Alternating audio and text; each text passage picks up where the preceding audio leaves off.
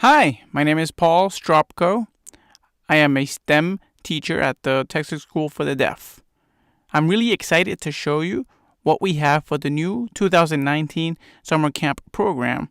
I'm an activities leader, and I'll be leading the activities I Can Code and I Can STEM.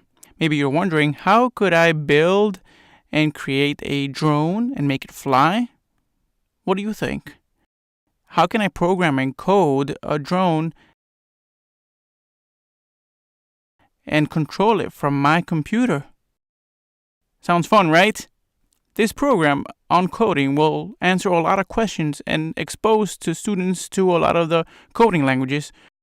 Part of the activities will also go to a technology company and ask them how they do it and meet professionals in the field and maybe in the future be one of them.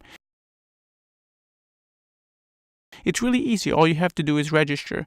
Register for both programs. All you have to do is go to the link below the screen. Don't wait. We'll see you there.